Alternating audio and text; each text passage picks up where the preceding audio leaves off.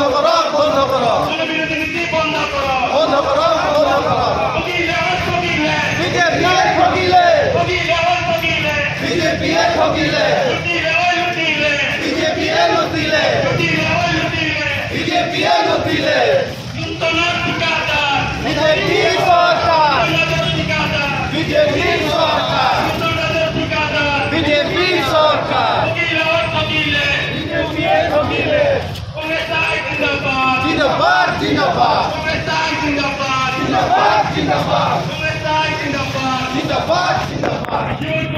रोध करो electricity bill रोध करो राइजक हारास्ती करा बंध करो राइजक हारास्ती करा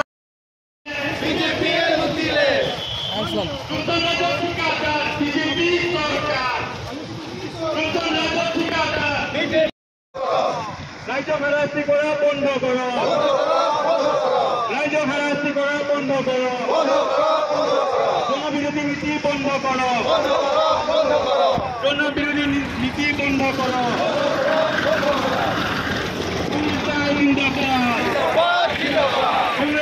স্মার্ট মিটাৰ হোৱাৰ পৰা আমাৰ যে কিমান যে কি কয় বিল বাঢ়িছে সেইটো কথা আমি নকলেও নহ'ব কাৰণ আজি এই স্মাৰ্ট মিটাৰে মানুহবিলাকক আমাৰ জলাকলা লগাইছে কাৰণ এনেকুৱা এটা মিটাৰ হৈছে যিটো যোৱাকালি পৰহি দিনত আমাৰ কাৰেণ্টৰ বিল আহিছিলে 2000 3000 বেছি গৈ হ'লেও কিন্তু আজি এই স্মাৰ্ট মিটাৰ জৰিয়তে আমাক 9 লাখ পৰ্যন্ত আমাক বিল অহা পৰ্যন্ত হৈছে সেইকাৰণে আমি বহুত মানে ভুগিছোঁ আমি সেইকাৰণে আমি এই আজি প্ৰটেষ্টটো এইকাৰণে লৈছোঁ যাতে আমাৰ এই স্মাৰ্ট মিটাৰটো আমাৰ দৰকাৰ নাই আমাক আগৰ যিটো আছিলে সেইটো মতে আমাক সুবিধাটো দিব লাগে বিজেপি সম্পূৰ্ণৰূপে লুটি আছে আমাক এই স্মাৰ্ট মিটাৰৰ নামত তেখেতসকলে স্মাৰ্ট মিটাৰৰ এইটো নতুনকৈ যিটো লগাইছে তেখেতসকলে এইটো ঠিকাদাৰ হিচাপে ব্যৱহাৰ কৰিছে আৰু সেই ঠিকাদাৰ তেখেতসকলে নিজেই কৰিছে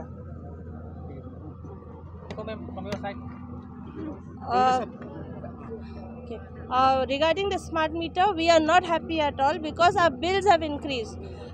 Not only for a small family, for a poor family, people who have been giving 500, 600 are now paying 3,000, 4,000. How are they going to do that? With the price rise, everything is so costly, and on top of that, now the electricity bill is also so costly. How are people going to cope with that? Now again we are accusing the BJP government because on the meters itself, in some certain meters you will see that there is Adani written on it. So they are basically giving our money to Adani again. We don't want Adani's meter out here. Who said that we want? We were happy with whatever we had. We didn't have problem. And then with the smart meter, have the electricity been better? No, it has not been better. It is still the same condition. It's summers right now. We don't have current most of the time. Then why are we paying so much more? If it is just like the previous meter and the same amount of bill, it's still fine. Now we are paying double the amount, but the current is still the same. So that's why we are condemning the whole thing, and we don't want the meter. And I request the whole community to come forward with this, because it is not only the Congress party's problem, it is the community's problem. Our people are suffering, so our people need to come out for this. So my request is that. Some says that it is not earlier the meter was also same. This is the same. Yeah, regarding that, I think Piyush Hajorika had said one day that he needs a proof that last year's bill and this year's bill, we will compare it. Okay, we'll come ahead and give you the comparison. Summers was last month also was summers, this month also is summers. Last month my bill was 3,000, this month my bill is 7,000. How is it?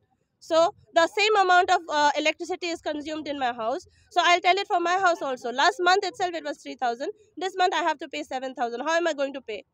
Because you have spoiled the whole economy itself. The economy is not working for us, and you're going on giving us taxes and electricity bills. Everything is increasing.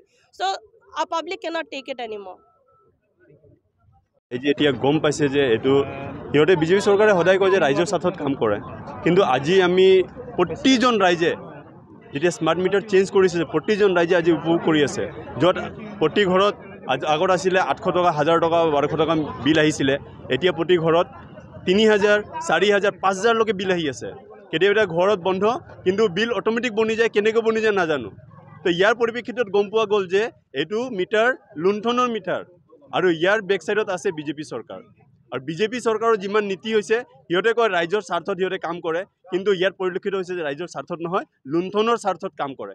পুঁজিপতিৰ স্বাৰ্থত কাম কৰে পুঁজিপতিক ফায়দা দিবৰ কাৰণে সিহঁতে পুঁজিপতিৰ যোনখিনি মিটাৰ এইটো আমি মিটাৰটো গম পাওঁ যে আদানীৰ মিটাৰ সিহঁতৰ মিটাৰ হয় সিহঁতৰ কোম্পানীৰ মিটাৰ হয় সেইটো কাৰণে আদানী হ'ল বিজেপি চৰকাৰৰ পুঁজিপতি পাৰ্টনাৰ সিহঁতক ফায়দা মুনাফা দিবৰ কাৰণে ৰাইজক ৰামঠগন দি আছে ৰাইজক লুণ্ঠন দি আছে তাৰ বিৰুদ্ধে আজি যুৱ কংগ্ৰেছ জিলা কংগ্ৰেছে আজি প্ৰতিবাদী কাৰ্যসূচী হাতত লৈছে আৰু ইয়াৰ পৰিপ্ৰেক্ষিতত যদি এই চৰকাৰখনে ইয়াৰ বিৰুদ্ধে কোনো পদক্ষেপ নলয় স্মাৰ্ট মিটাৰ যদি এক্সচেঞ্জ নকৰে পুনৰ আগৰ মিটাৰ যদি লগাই নিদিয়ে এই প্ৰতিবাদী কাৰ্যসূচী আগত আৰু জোৰদাৰ আমি কৰিম বুলি আমি হুকিয়াই দিছোঁ মই জিলা যুৱ কংগ্ৰেছৰ স্পক পাৰ্চন অসম প্ৰদেশ যুৱ কংগ্ৰেছৰ স্পক পাৰ্চন জিলা ইনচাৰ্জ ধন্যবাদ